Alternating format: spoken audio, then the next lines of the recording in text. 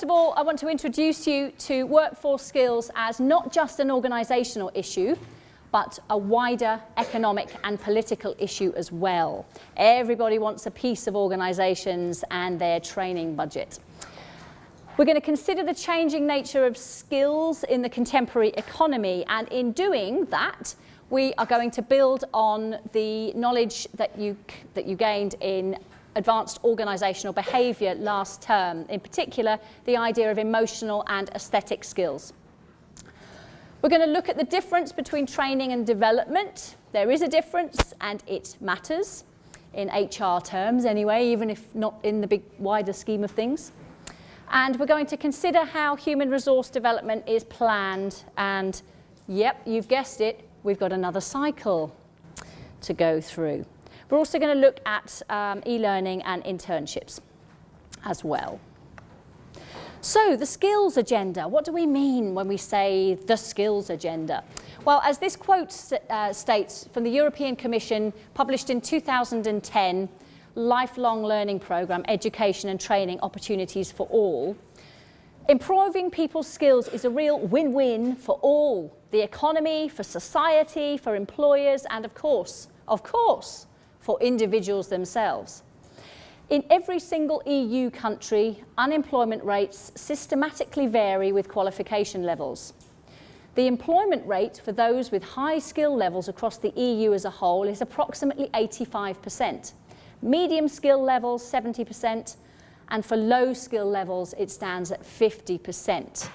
So we can see here that this is an EU document, that in the European Union and other parts of the world as well, it's not just about businesses training their workers to do the jobs they require them to do, but that educating our workforce is seen as an economic and social good. If you are more highly qualified, if you have higher skills, you're more likely to have a job. So here we're seeing an assumption that having a job is a good thing. You might change your mind on that when you go out to work. I'm going to show you a little video which is from the National Employers Skills Survey. These are the latest statistics on skills shortages and gaps. The video will explain what a skills shortage and a skills gap is. But just briefly to say, at the moment, we are clawing our way out of a recession in Europe and America at least. And we're seeing situations of high unemployment. Up to 25% of young people in Spain are unemployed, for example. That's not to say that employers can pick and choose from this massive pool of unemployed people, because only some people have the skills that businesses require, and that's what this short video is going to be about.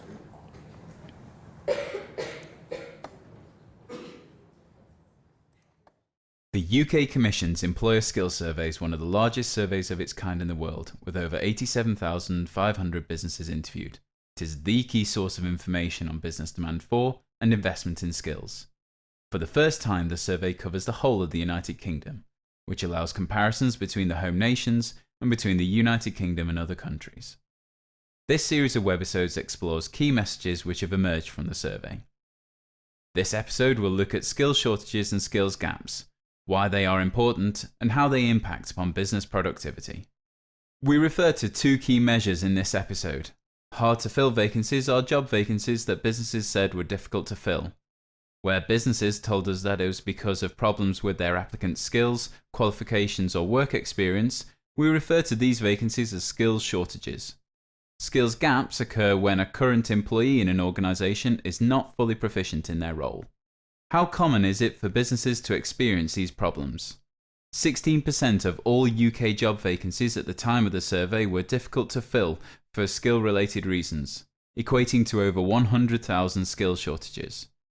While only a minority of employers experienced a skill shortage, they tend to be concentrated in specific industries and occupations. Skill shortages are particularly prevalent amongst the skilled trades occupational group. 1 in every 3 vacancies for skilled tradespeople, such as electricians, plumbers or chefs, are caused by skill shortages, which is double the average figure for the entire economy.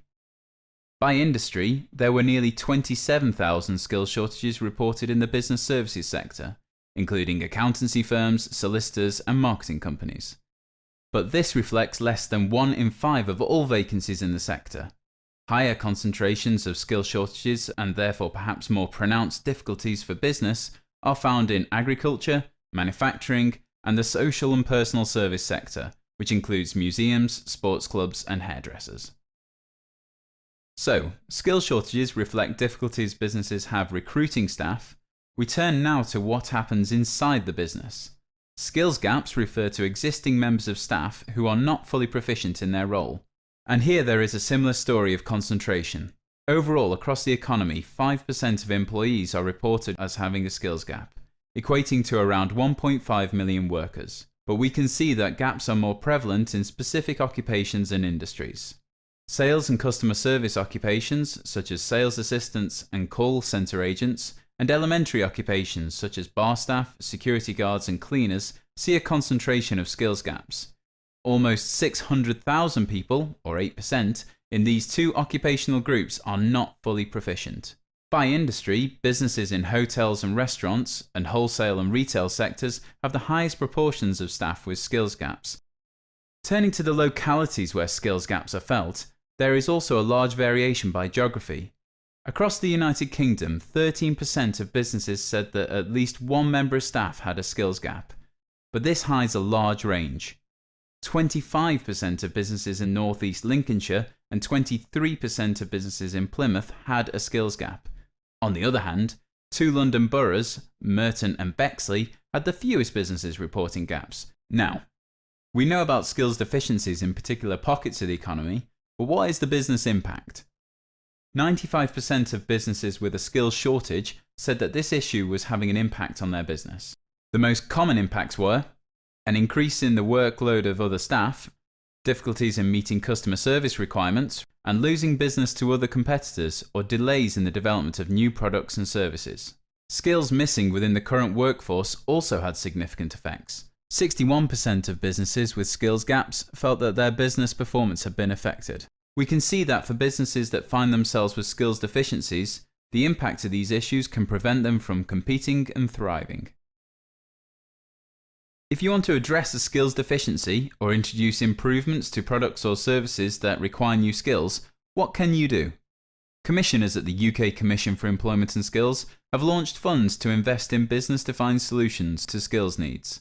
The Growth and Innovation Fund and the Employer Investment Fund have provided matched funding to target specific sectors where we know that there are skills deficiencies. Also, Investors in People is a tool for businesses to achieve better results through their people. To view the other webisodes in this series, to explore the survey further, or to find out more about the UK Commission's work, please visit our website or follow us on Twitter.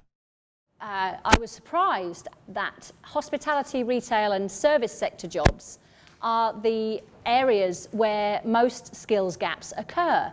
Now, when I found this video, I thought, oh, that's bound to be skilled trades, computing, engineering, something like that. I don't know, space programming or whatever. But hospitality, retail and service sector have non-proficient staff. So that basically means that organisations or employers in those sectors feel their workforce aren't fully trained for the jobs that they do. And that took me by surprise because, I don't know, maybe I'm being biased, having been bar staff and waitressed in various places in my life doesn't require an awful lot of training, in my humble opinion. But maybe that's changing. So what I'd like you to do for a couple of minutes is sit with the person next to you and make a list of some of the skills that you think are needed to do these jobs. So what is it that these employers are expecting people to do that they can't? Okay, just make a literally few minutes, 4 or 5 minutes. You don't need to hand them in or anything.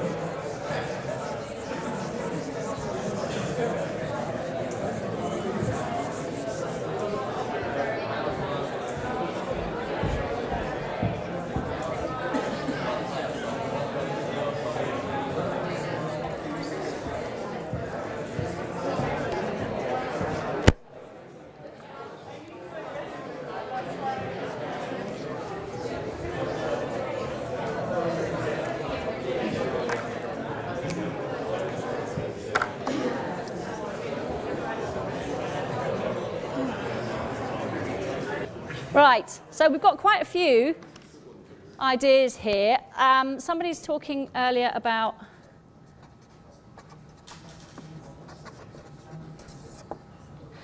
and he was struggling to find the right words, as opposed to major skills, proper skills. It's really hard to define what a skill is. Do you remember last week we looked at competence? And some of these fall more firmly into a competence because, sure, product knowledge, for example, and giving good customer service is a competence rather than a skill. But can they be trained? This idea of tacit knowledge, if I asked you to explain, or who here can ride a bike? Who can ride a bicycle? A few of you. A few of you can't ride a bike. Really? Really, yeah. I can ride a bike. I haven't done for a while. If I asked you to explain to me how to ride a bike, Benglin knows I've just used this example with him in Personal Tutor. If I asked you, how do you ride a bike? And you told me, well, you have to sit on the saddle and you put one foot on the pedal and then you push off. Do you think if I'd never ridden a bike, that would be enough for me to understand how to ride a bike? I'd probably fall off, wouldn't I? Because we just know it. It's just something that we just know how to do. Once you've done it once, you go, oh, yeah, and you never forget. That's a good example of tacit knowledge. So a lot of these skills are things that we take as self-evident. Of course you'd present yourself well if you were going to work, you'd think, but maybe not always. So let's move to our first PRS slide then. You're hiring hotel receptionists then. Which two of these skills do you think are the most important?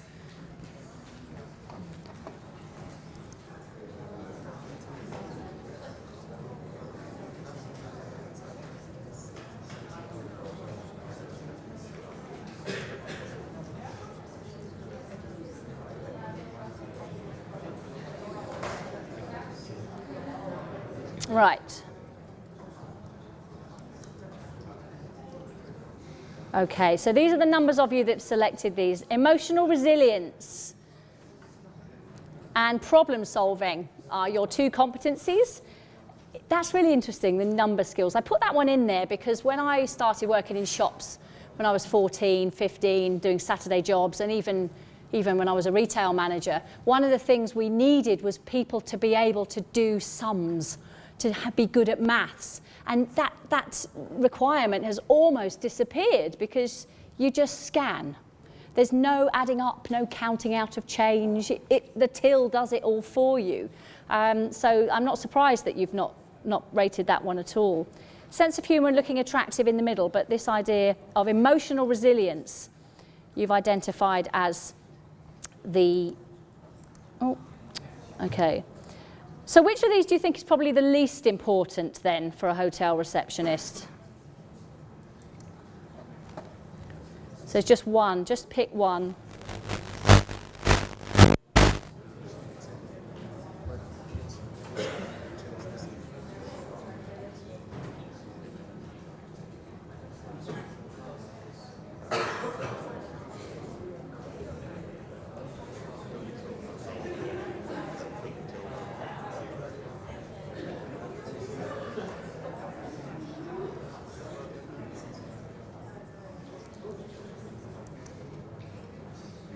So again, you're consistent, if nothing else. Strong numerical skills and a sense of humour. We could actually argue that a sense of humour is part of emotional resilience, depending on your culture, of course. You heard the expression, you've got to laugh or you'd cry. Yeah, you would do if you worked here. Okay, so this is just really to get your ideas on what the changing nature of skills might be. We're perhaps seeing the emergence of new forms of labour.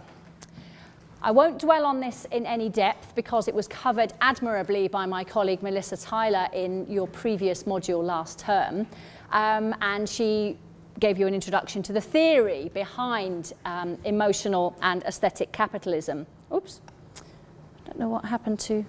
I should have had a note. You should be making notes on your slides that say emotional labour and aesthetic labour. It may come up in a minute. And here, what's relevant to human resource development, this is an extension of what you learned, the more theoretical arguments in OB. Here, what's relevant is whether we can train these skills. So is it possible to teach somebody to look fit?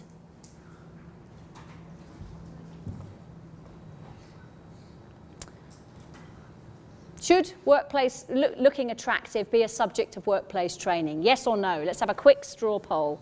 I'm just going to give you 30 seconds to think about this one. I'm not going to break it down by gender.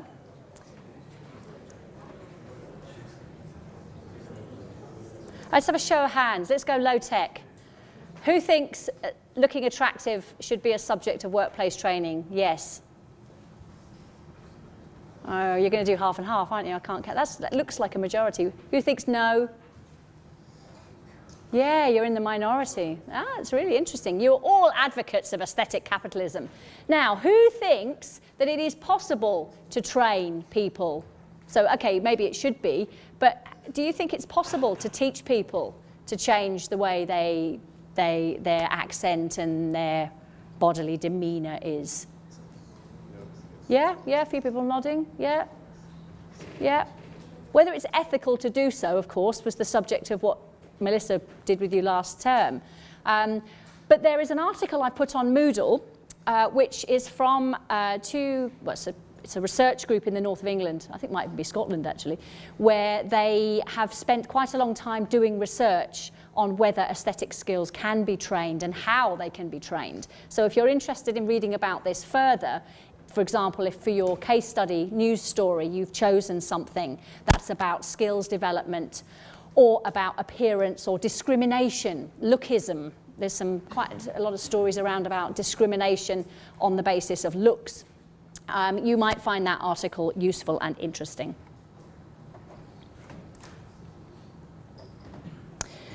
We're also seeing a rise of white-collar work, a demise of the Industrial Revolution and in factory-type work, and that's changing the skills that people need. 25 years ago, nobody would expect anybody to have skills with spreadsheets unless you were going to be an accountant with Excel. Now, basic awareness of Excel is a cornerstone of IT literacy. There's an emphasis on qualifications and the codification of knowledge. So where a few years ago you might be able to get a job based on your experience, but without a qualification, that's becoming less and less likely, certainly to middle management and knowledge work. And there's very much an emphasis on learning for life. Rather than just get your qualifications at school, tiny percentage of people went on to university and then you spent the rest of your life doing a job. Now there is an expectation that the employee will take responsibility for continuing to develop those skills as they go through their career. And this links to the notion of career management, which we don't have time to cover on this module, but you will find a chapter on this in your textbook. Right, over to you. I asked you to prepare the case study on, whatever it's, hiding to nothing, on professional accreditation, and you're going to work on that for the next 20 minutes to half an hour. So it wasn't very long. If you didn't find time to read this, then I may as well just give you 20% now, to be fair, because you could have read this on the bus on the way into campus, even if you live in North Towers. So you have questions to discuss, which are on the back of the case study. I'm going to give you a sheet of paper, and on that sheet of paper, I would like you to write your team name along the top. I want you to fill in some key ideas, and then you're going to swap with a group to give feedback. I am going to collect these in, okay? Shh, shut up. Thank you. I'm going to collect these in, so if you could make them legible, and then we'll do the usual. I'll show a few of them to the group. So, is everyone all right with what they're doing? Good. A few people nodding. Thank you. Okay, off you go. We've got half an hour to do this exercise. We'll say till 4 o'clock, all right? So that you've got 25 minutes discussion in your groups. I'll do my best to get around as many of you as I can, maybe not in the middle. I can't reach you in the middle. It's probably why you sit there. But I'll be coming round to discuss anything you're not sure about. All right? And I'll come round with some paper.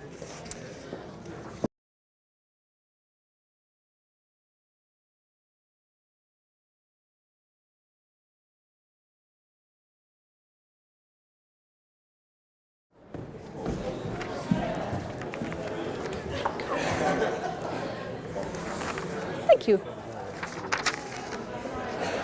Right, let's pick some of these out.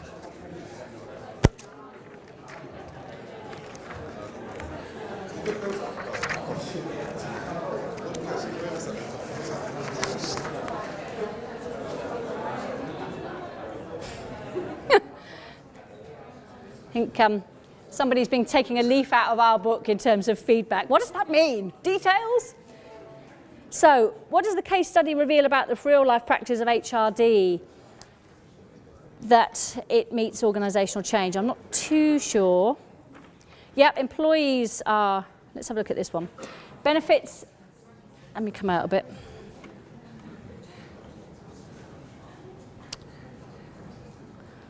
Okay, so what are the benefits to both organisations and employees?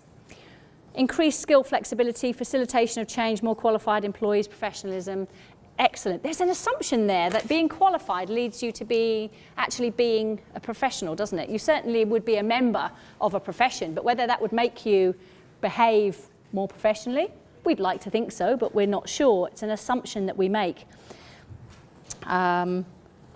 Benefits for the employee, acquisition of new or updated skills, greater value to the firm and an increase in salary. There's very little intrinsic value to accounting qualifications. I doubt many 5 or 6-year-olds say, I can't wait to be able to calculate the net present value of the assets of a firm while they're at nursery. So on balance, perhaps the organisation gains more in terms of brand reputation. What do we have here? Yeah, so this is a summary of different businesses have different perspectives on how people should go about studying, i.e. time off. If you don't pass the first 2 sits, you're expected to go elsewhere. Something about my manky plaster. Not all costs are incurred by the business. I'm not quite sure what that one means, but it's very much to do with the fact that the costs incurred by the employees are having to work in their spare time, for example. They go to work all day, and then they've got to study for their exams to do the job they're already doing. So there's an issue there. The Roche wannabes. What have we got here? What's the relationship between the professional body and the organisation? Consistency, service, search to relevant topics. Yeah, I mean, there's a positive spin on this, that when you're studying exams, the professional body does, just like we've been seeing the CIPD, has a lot of resources that they can throw behind doing research in the field, in that industry. And that means that your employees get access to that, which is a good thing. It also means, I wonder if anybody's, yeah, we've got this one here, mutual relationship, part of the requirement from the organisation. But actually, does the, oh, we've got another one here, a win-win relationship of mutual benefit. You're all being very nice to the profession here.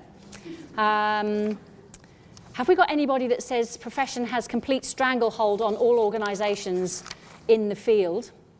Possibly not. Let's just have a look and see. No, that's for number 3. This one's just so beautiful. I think I have to show it. They benefit from each other, whoever that was. They benefit from each other. ACCA gain money, BBS employees gain skills and education. It is a trade-off, but the BBS, which is the organisation, can't go and get their employees trained by anyone else. They have to have ACCA accreditation in order to have that market value. What might happen to those who fail their qualifications? They won't get a job, miss out on potential skills. Can look negative, absolutely, yeah. So there's a real onus on the individual to take responsibility for their own learning. Let's have another look. What have we got here? Ultimately, the employees are responsible for learning.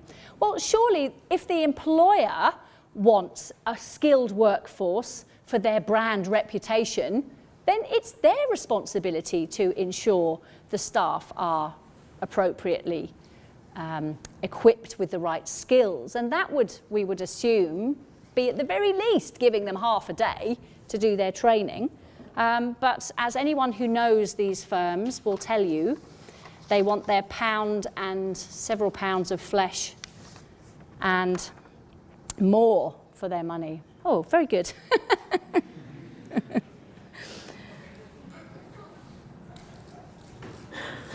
Yep, increases the cost of the firm. So it was what are the drawbacks for the organisation and the employees. What have we got here? Right, team chod.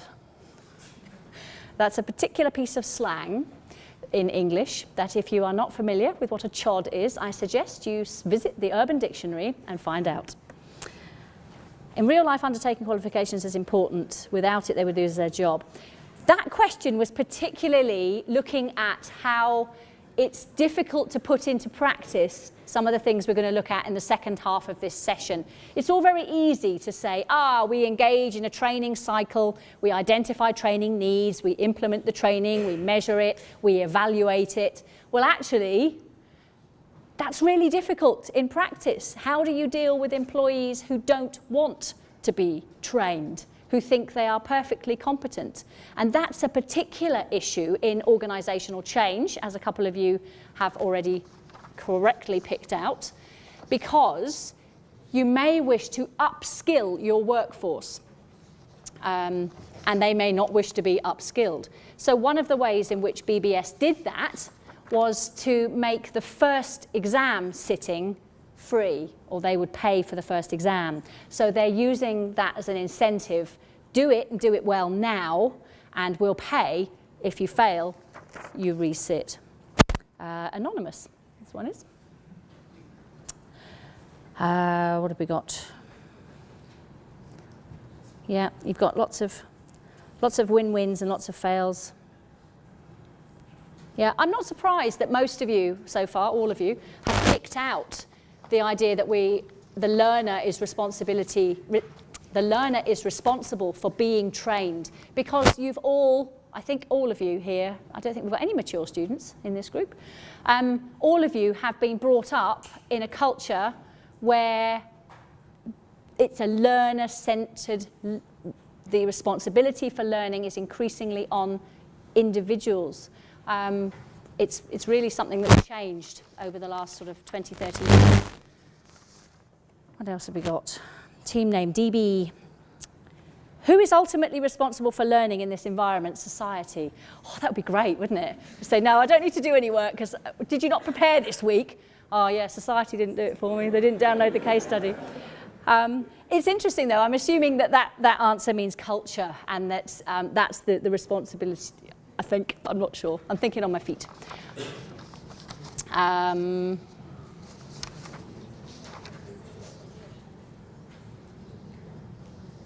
There we go. Number one, not much consideration for the graduates.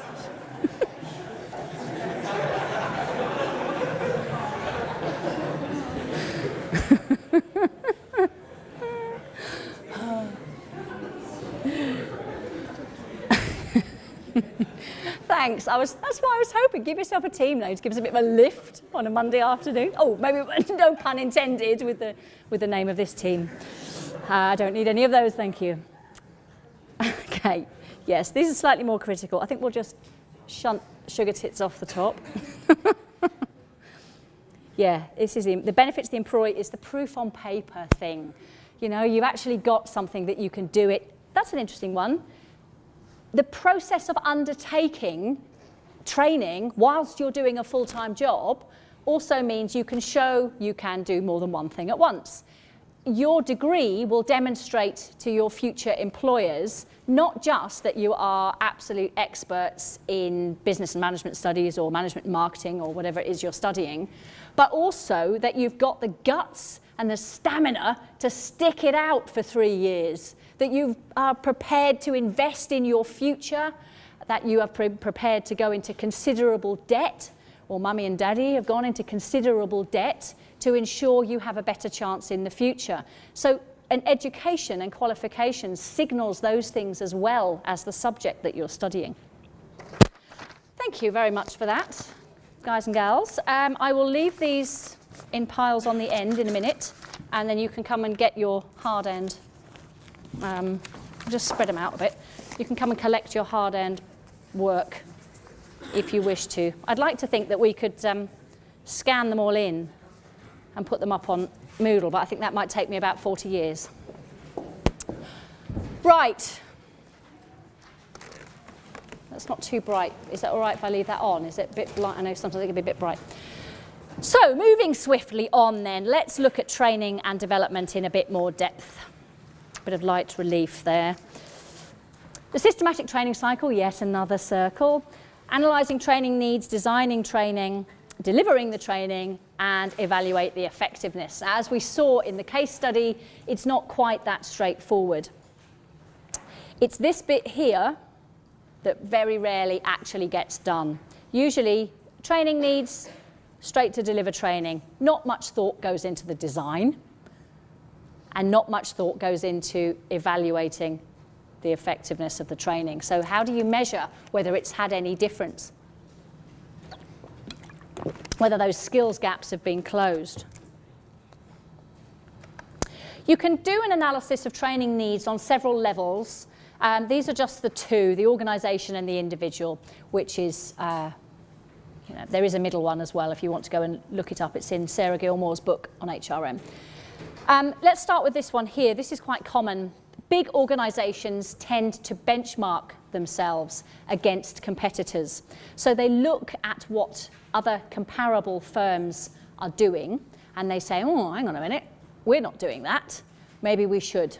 So another word for this is envy, maybe, or jealousy. Priority problem analysis.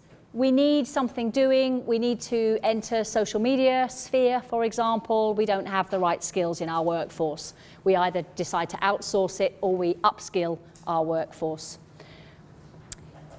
Training needs in particular, if you're wanting to introduce competence standards, then, as we looked at competencies last week, if you remember, if you're wanting to raise everybody to this particular level, then you would have to undertake training. You'd have to identify against your competencies rather than requirements of the job.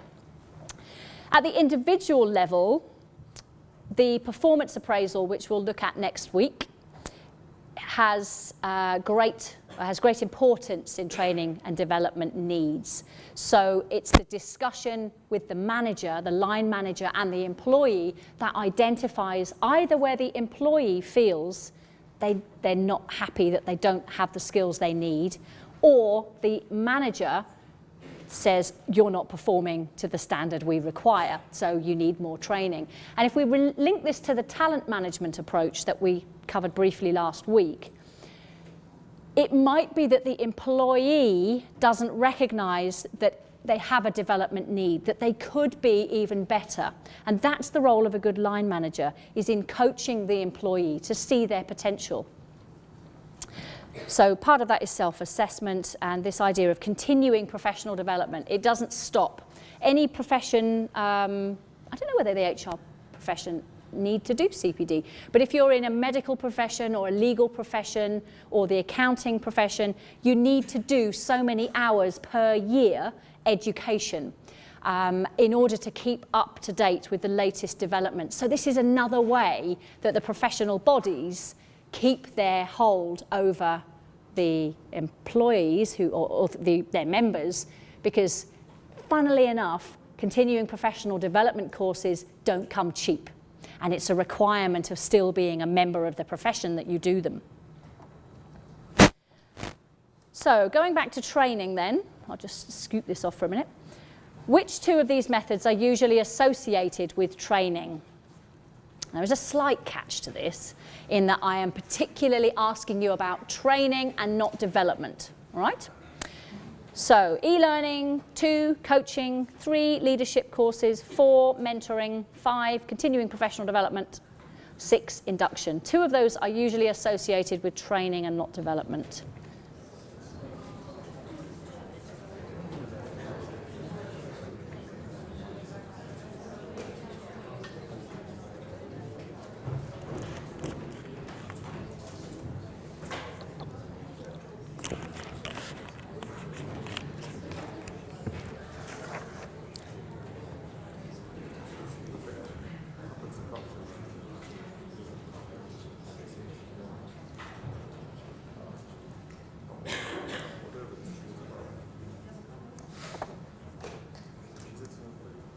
Oh, we're a bit split on this one.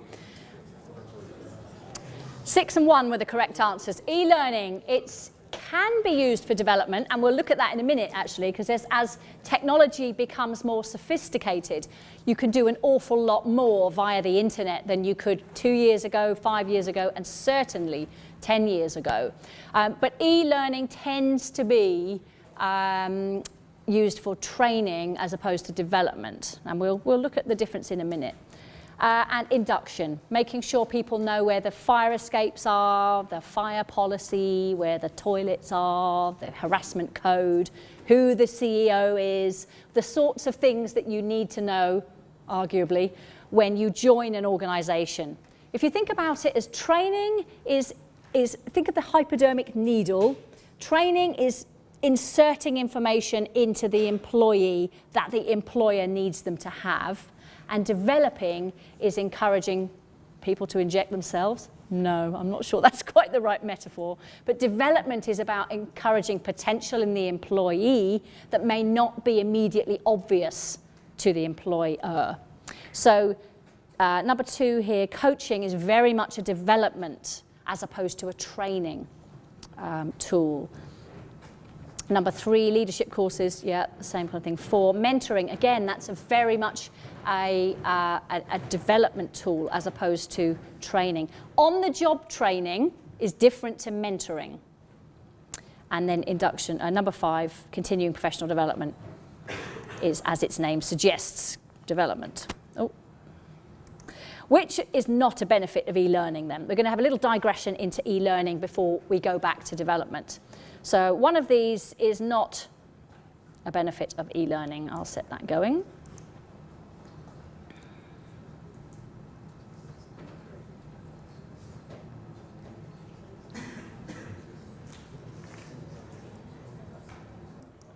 There we go.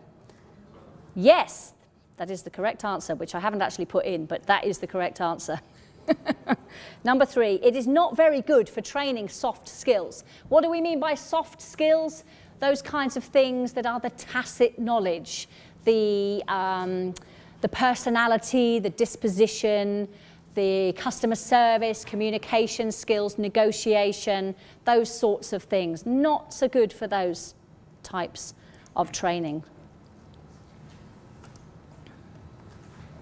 So let's have a look at how e-learning is being used in practice. This is an example of a really interesting platform. The reason the links are not showing so well here is that I hopefully have downloaded the videos while you were doing the case study so that we will actually be able to play them seamlessly from beginning to end.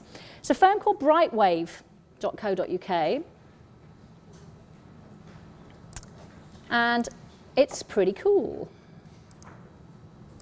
Oh, except I've actually, hang on.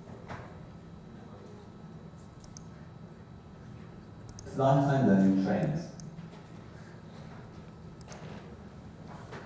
Hi, I'm Nat. And I'm Kay. And we're both lifetime learning trainers. And we want to spend a few minutes telling you about Lifetime.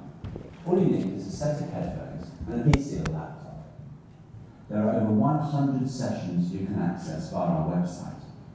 And they cover business, finance, communication, management, and people skills. Sessions run live 3 times a day. Every session lasts around 20 minutes. Here's a typical session. The participants are on the right. They may be your colleagues or from different organisations around the world. And there I am at the top. I'm the trainer. Our sessions start quickly and you'll learn and sharing ideas straight away. We keep you constantly involved, whether using polls like this or audio recordings of actors so you can compare technique.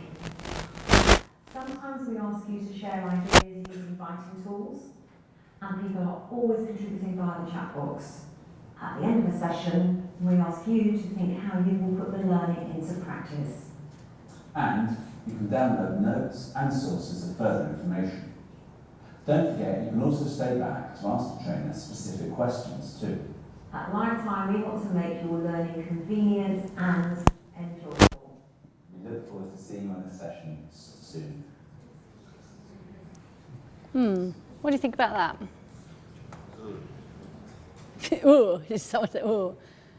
How would you like to do your training at work like that? From your desk, eating a sandwich? Who thinks they would probably quite like to do that sort of training? Actually, instead of coming here today, would prefer to learn in that environment? None of you. Nobody would prefer to learn in that. One person, yeah.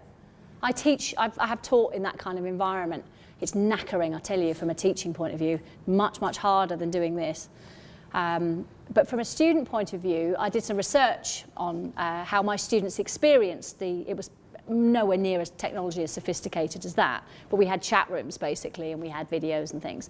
And the novelty factor was quite high, but actually the reality was when it came to the exams, they didn't really feel they'd learned as much because they were too busy chatting and going off topic and so on. Although they enjoyed it, it was quite a mixed bag. But I wonder if in an organisational setting that this would work quite well. It's certainly a long way away from the Moodle type quizzes that you did in BE 400. Do you remember your multiple choice questions in the first year, those of you that were here for the first year? I mean, that's the way everyone's smiling fondly. Oh yeah, I remember Patrick and his BE 400 questions. That's the way we tend to think about e-learning training, and it's really changing. So this is what's known as synchronous training, synchronous being at the same time. Oh.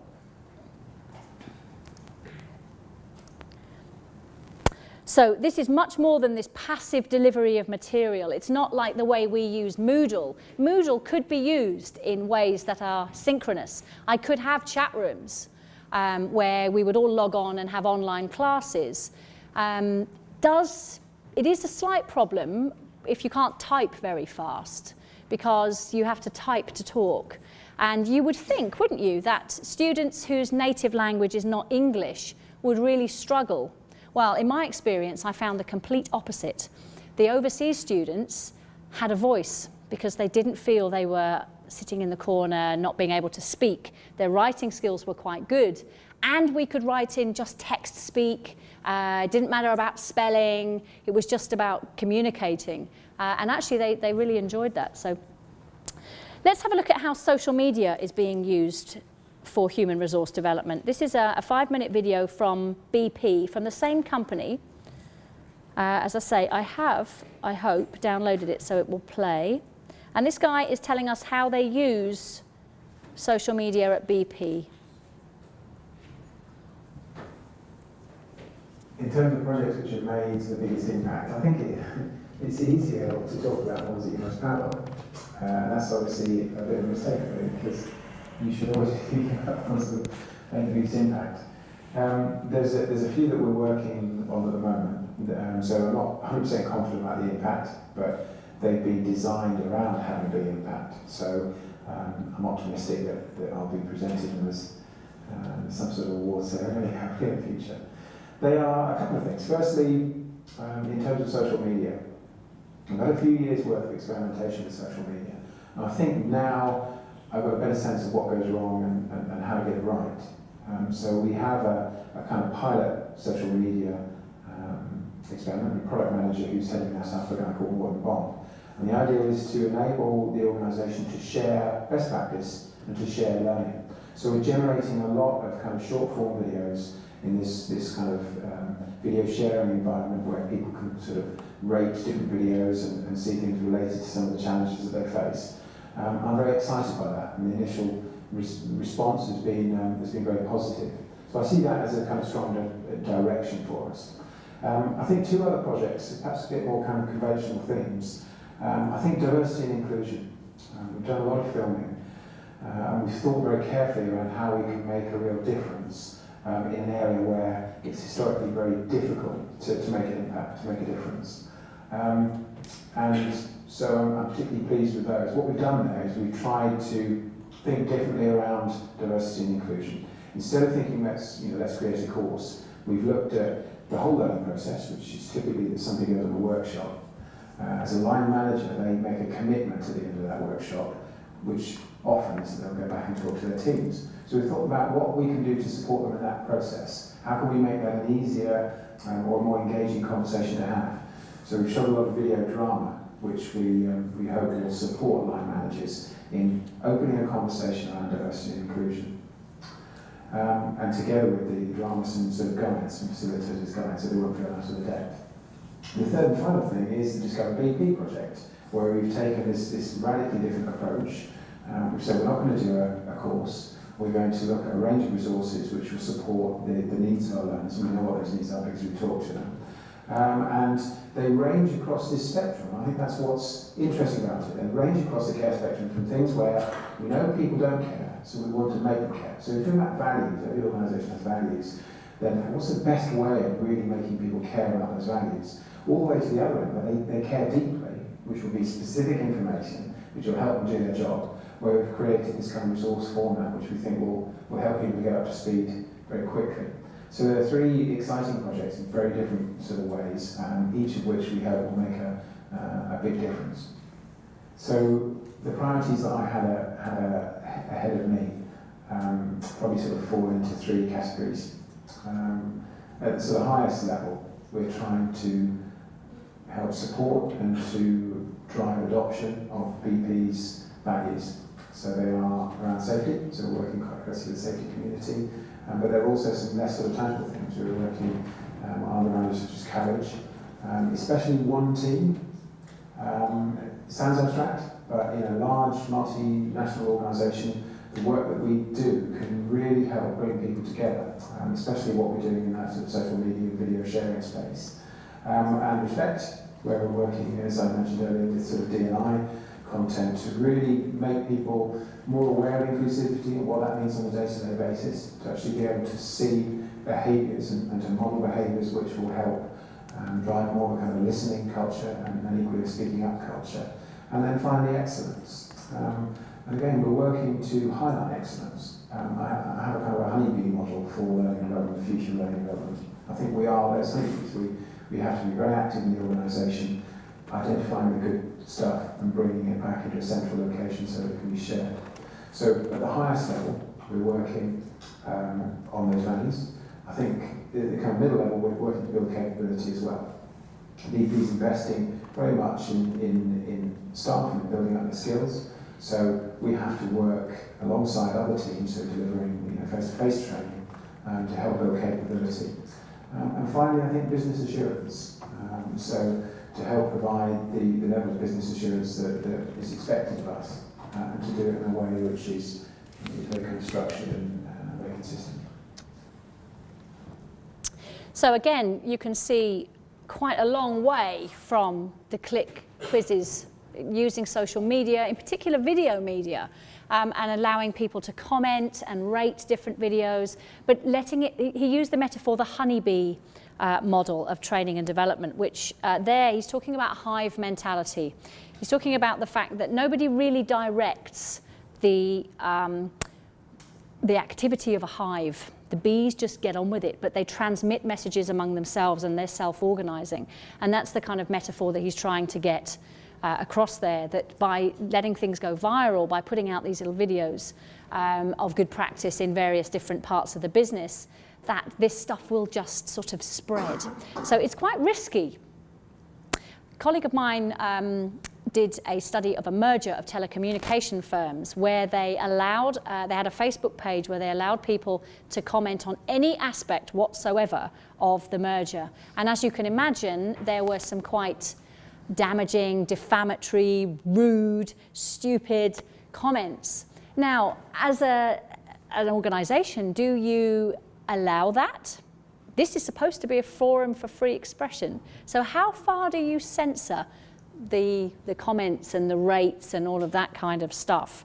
It throws up a whole load of issues that certainly traditionally HR departments have not been so, have not had to deal with. And we're going to look at this in the final lecture of the module about social media and how it's changing the way HR professionals do their jobs, but also manage the organisation. But some interesting examples there. I'm going to skip through the next couple of slides. Training to development, as I've already said, development is the growth or realisation of a person's ability and potential through the provision of learning and development experiences, whereas training is this deficit model, filling gaps in the capability that the organisation needs to see. 49 billion was spent in the UK on training in 2011. That came from the other video that I didn't show you from these guys here, the National Employer Skills Survey. 49 billion. I was going to get you to think about why companies spend so much money, but we're running short of time and I want to get to the end. Did I give you this slide with all the... No? Okay, I'll put this slide up on Moodle. You don't have to copy all this down, don't worry. Because we were going to be doing that exercise, I didn't want you to just copy them from the next slide. So I will put this slide up on Moodle in a minute when I get back to my office. You can see here there's lots of internal drivers for why a firm invests in HRD, changing to roles, changing organisational strategy. This one was identified by one of the groups looking at why having qualifications. And externally, market factors, new technology, accreditation criteria, all mean that the organisation has to respond by training and or by developing their employees. This is an interesting slide from the most recent Learning and Talent Development Survey from the CIPD. Hopefully it's big enough for you to see on your handout. This is right in the grip of the recession. This data was gathered beginning of 2012, maybe the end of 2011. And apart from the public sector, if we take this out, you can see that all resources available for human resource development stayed the same or increased. That's 66% of organisations surveyed didn't cut their training budgets or their development budgets, even though they were under financial pressure. Even the not-for-profit sector, 17% of them increased their resources for training and development. So you might think that development is the one thing that gets cut back on when firms face an uncertain financial future. But these statistics show that perhaps not. Remember what I said about the CIPD tending to survey its own members who tend to work in larger firms. But here I think we're quite interested in larger firms because smaller firms don't have a budget for training and development usually anyway, and it tends to be on a much more ad hoc basis. Headcount just means numbers of people employed in the training team. You can see the public sector is completely different, and that's because during this time in the UK, the government launched a comprehensive spending review, so-called austerity measures, whereby they reduced the funding available to public sector organisations. There they did cut an awful lot of jobs. As you can see, 60% made people redundant within their training teams. We might say that's short-sighted, perhaps, because if you don't have good training, you end up with skills gaps and so on. So that's just a little bit of information there. I'd just like to finish by showing you, we've just about got time, a video about internships. 20% of UK employers plan to use interns in the summer of 2010. That was the latest figures I could find. That's an awful lot. An internship comes from America, but the idea of an internship, I'm sure you all know, because you've probably been either undertaking them or looking for internships. And those are usually placements within an organisation where you are not paid the same rate as the other people you're doing the job with.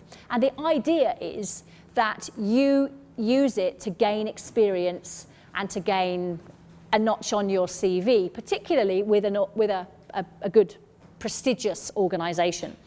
The more prestigious the organisation, the less they need to pay. So this has come under a lot of controversy. 37% of organisations who use interns pay less than the national minimum wage.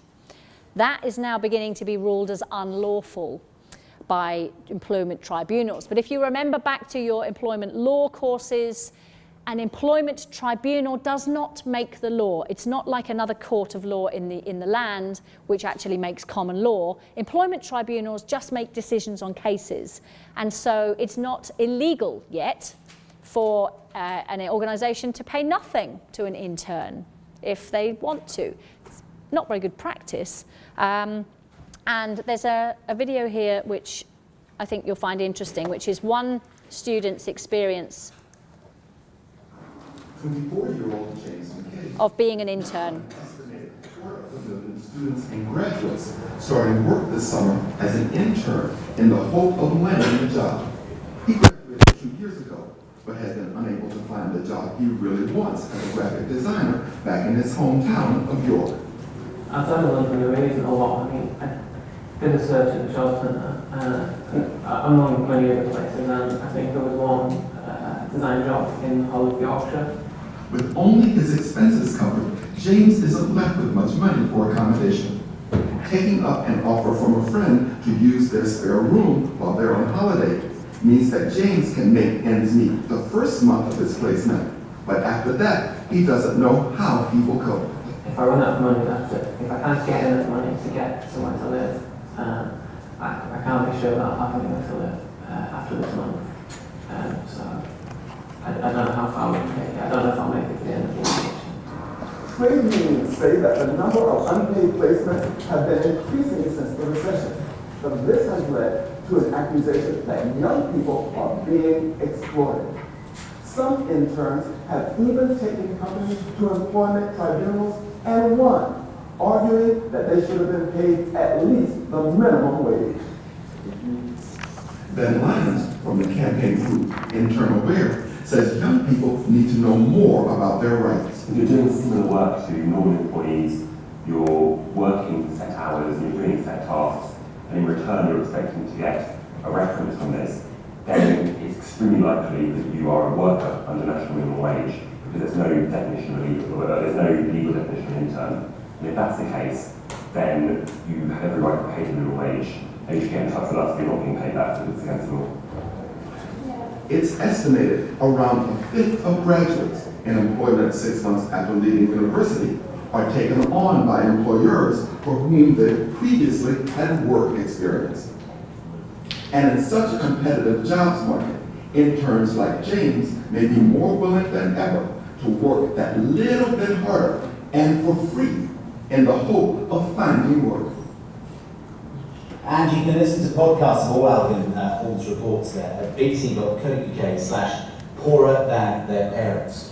Let's talk more about this. Personal finance expert Sarah Clowes is here, along with Sophie Connolly, who recently graduated from Sussex University. Welcome to you both.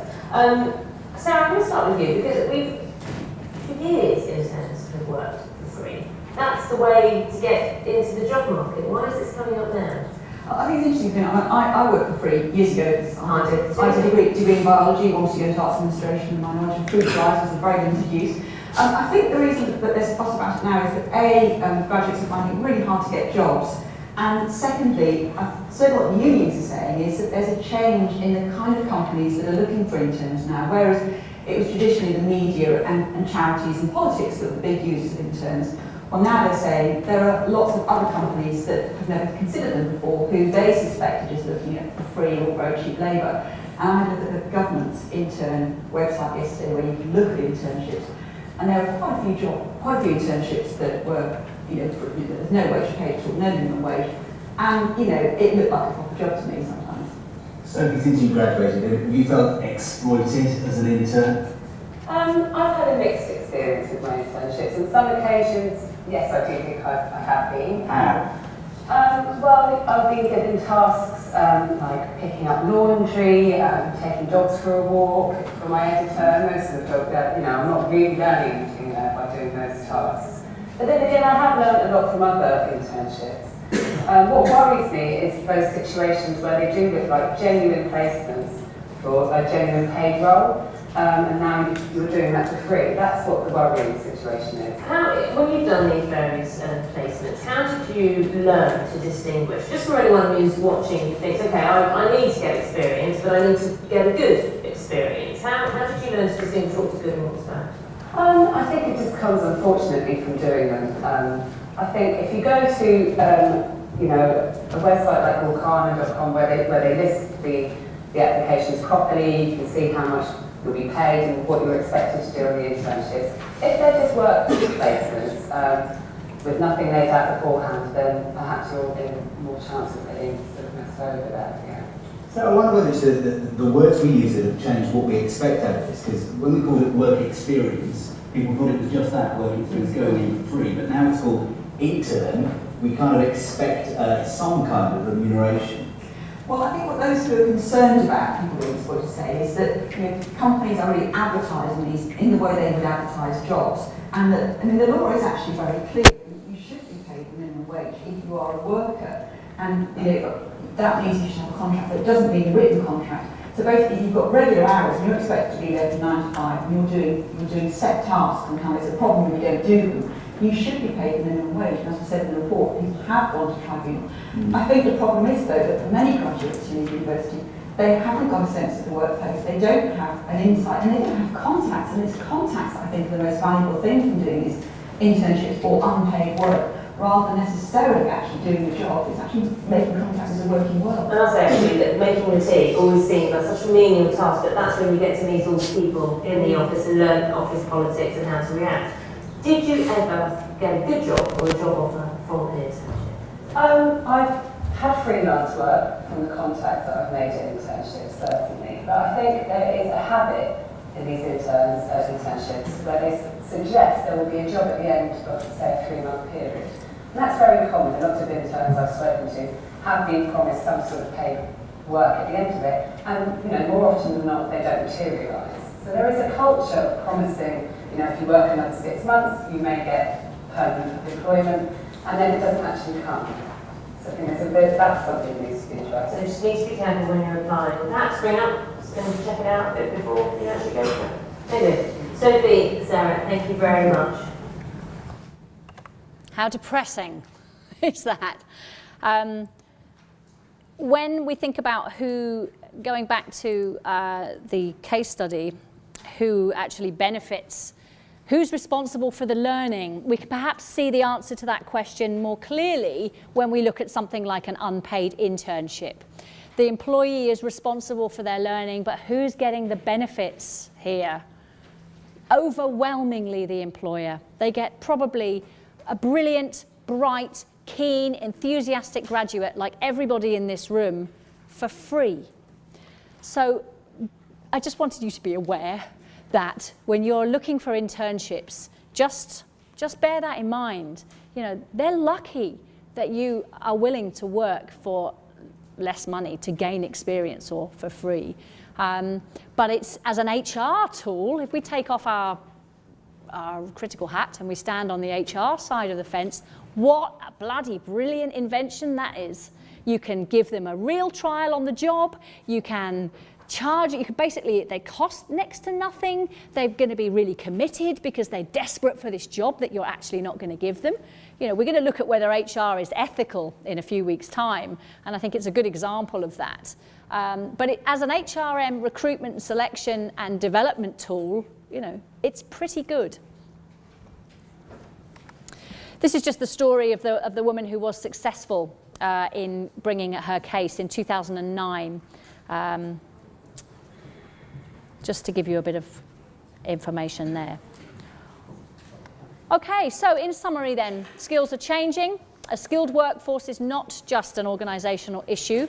We're seeing a shift from training to development, but we've got to ask who really gains from development. New forms of human resource development techniques. We've looked at e-learning and we've looked at internships. There's lots to apply here to any stories on skills that you find in the news for your assignment. So hopefully I've given you enough to go on.